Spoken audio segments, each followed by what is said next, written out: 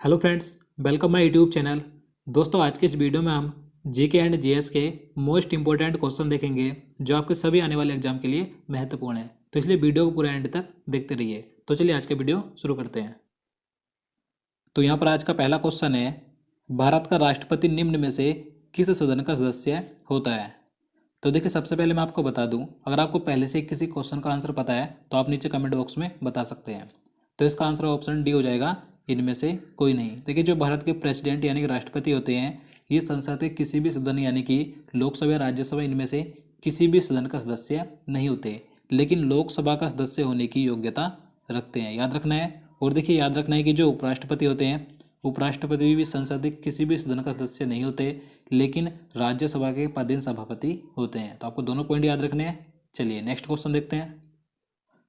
वैदिक युग में राजा अपनी जनता से जो कर वसूल करते थे उसे क्या कहते थे। तो इसका सही आंसर ऑप्शन ए हो जाएगा, बलि।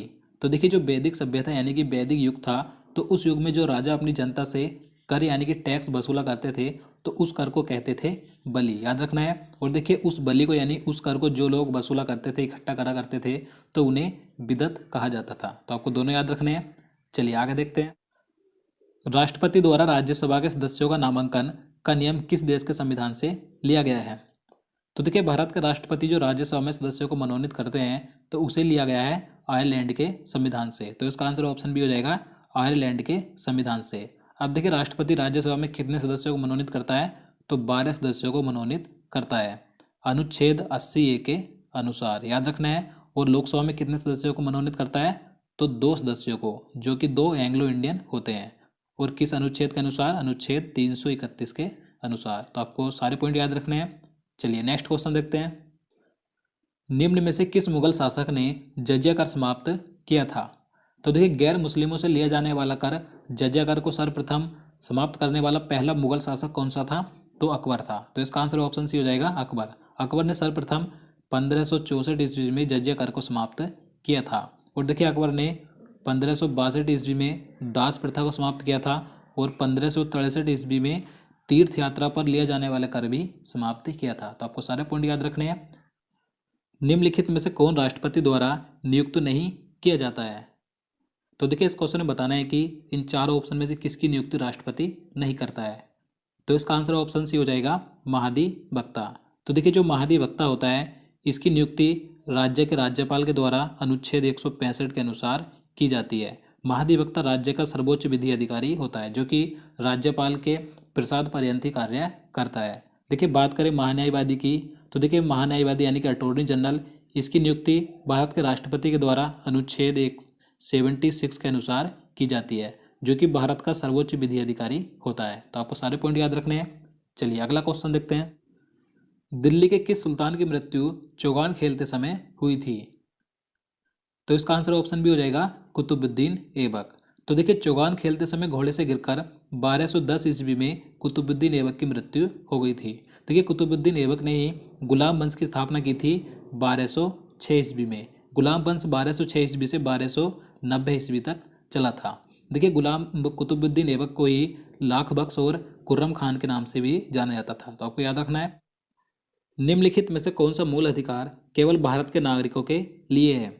तो देखिए, इस क्वेश्चन में बताना है कि इनमें से कौन सा मूल अधिकार केवल भारतीय नागरिकों को दिया गया है, विदेशी नागरिकों को नहीं दिया गया।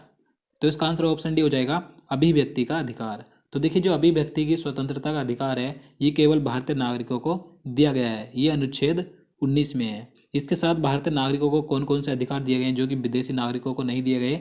तो देखिए, अनुच्छेद 15, अनुच्छेद 16 और आर्टिकल 19, आर्टिकल 29 और 30, ये 5 आर्टिकल हैं जो केवल भारतीय नागरिकों के लिए है, ये विदेशी नागरिकों के लिए नहीं है। तो आपको याद रखना है। चलिए नेक्स्ट क्वेश्चन देखते हैं। तो अगला क्वेश्चन है, आल्प्स पर्वत श्रृंखला किस महाद्वीप में स्थित है। तो इसका आंसर ऑप्शन डी हो जाएगा, यूरोप। तो देखिए, यूरोप महाद्वीप में स्थित है आल्प्स पर्वत श्रृंखला। यहाँ पर हम बात करें उत्तरी अमेरिका की, तो उत्तरी अमेरिका में कौन सी पर्वत श्रृंखला है, तो रॉकी पर्वत श्रृंखला है, याद रखना है। बात करें दक्षिण अमेरिका की, तो दक्षिण अमेरिका में एंडीज पर्वत श्रृंखला है, जो कि विश्व की सबसे लंबी पर्वत श्रृंखला है। इसकी लंबाई 7000 किलोमीटर है, याद रखनी है। चलिए आगे देखते हैं। आज तक संसद की कितनी बार संयुक्त बैठक बुलाई गई? तो इसका आंसर ऑप्शन बी हो जाएगा 3 बार। तो देखिए अभी तक सिर्फ 3 बार ही संसद की संयुक्त बैठक यानी कि संसद के संयुक्त अधिवेशन हुए हैं। कब कब हुए हैं? तो देखिए पहली संयुक्त बैठक हुई थी 1961 में, जो कि दहेज विरोधी अधिनियम था। दूसरी 1978 में हुई थी, जो कि बैंकिंग सेवा आयोग विधेयक था। तीसरी सन 2002 में हुई थी, जो कि पोटा एक्ट यानी कि आतंकवाद विरोधी विधेयक था। तो आपको याद रखना है। और देखिए संसद की संयुक्त बैठक बुलाता कौन है? तो अनुच्छेद 108 के अनुसार राष्ट्रपति बुलाता है और उसकी अध्यक्षता करता है लोकसभा अध्यक्ष। चलिए अगला क्वेश्चन देखते हैं। प्रथम बौद्ध परिषद कहाँ आयोजित की गई थी? तो देखिए आप सभी जानते हैं कि प्रथम बौद्ध संगति कहाँ पर आयोजित की गई थी। तो इसका आंसर क्या हो जाएगा? ऑप्शन सी हो जाएगा राजगृह में। याद रखना है कब की गई थी? 483 ईसा पूर्व में। किसके शासनकाल में?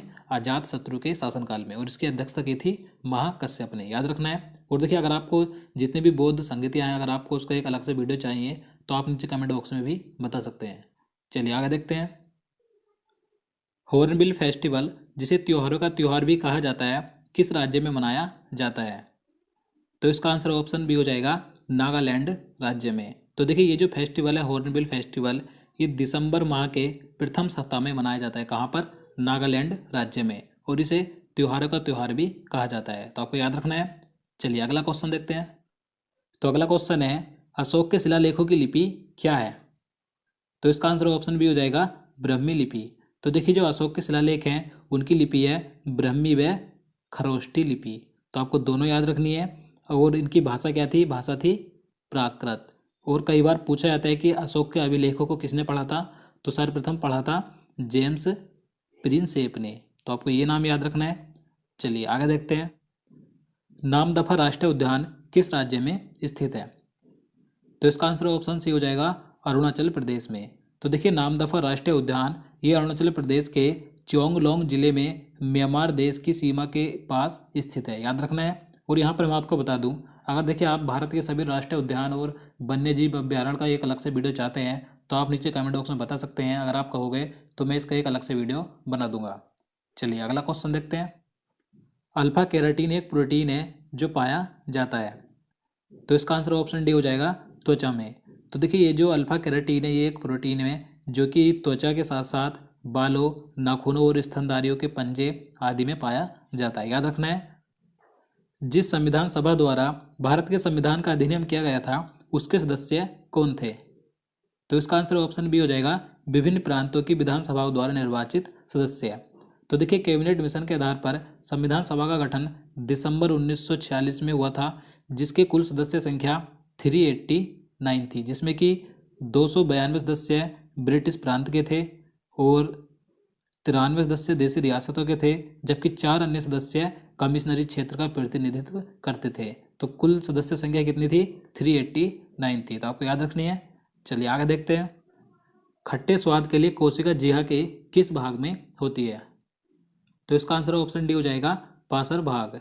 तो देखिए जो जीभ से खट्टा स्वाद ले जाता है वो जीभ के किस भाग से ले जाता है? तो जो किनारों वाला साइड में जो भाग होता है जीभ के उसे पार्श्व भाग कहा जाता है। तो इससे लिया जाता है। और देखिए जो जीभ का आगे वाला भाग होता है उससे मीठा और नमकीन स्वाद लिया जाता है। और जो जीभ के पिछला वाला भाग होता है उससे कड़वा स्वाद लिया जाता है। और जो बीच वाला भाग होता है उससे कोई भी स्वाद नहीं लिया जाता है। तो आपको याद रखना है।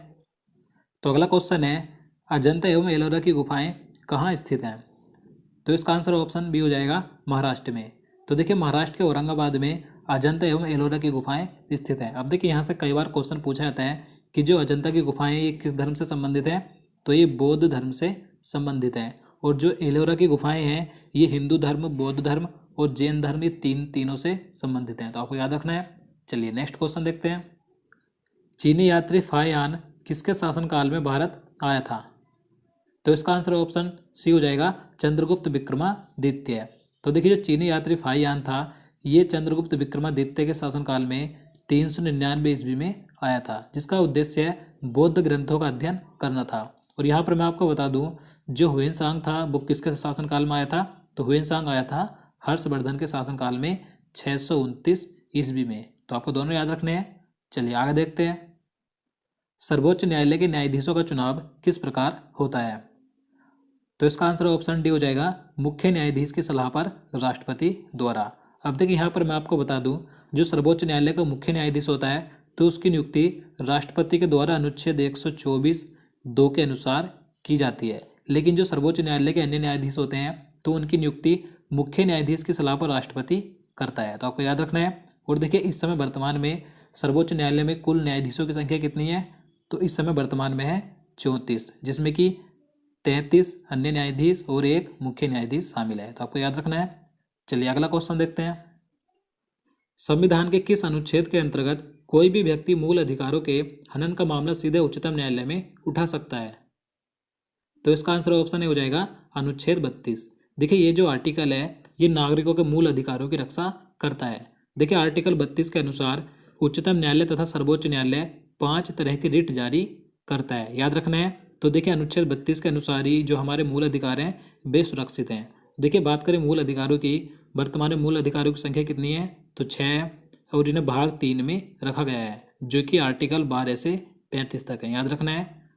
तो दोस्तों आज के लिए इतना ही। उम्मीद करता हूँ आपको वीडियो पसंद आए। अगर आपको वीडियो अच्छा लगा हो, आपके लिए हेल्पफुल हो, तो प्लीज़ वीडियो को लाइक और शेयर करना, साथ ही चैनल को भी सब्सक्राइब कर लेना। और देखिए अगर आप किसी भी टॉपिक पर वीडियो चाहते हैं तो आप नीचे कमेंट बॉक्स में बता सकते हैं। तो चलिए मिलते हैं नेक्स्ट वीडियो में। जय हिंद, जय भारत।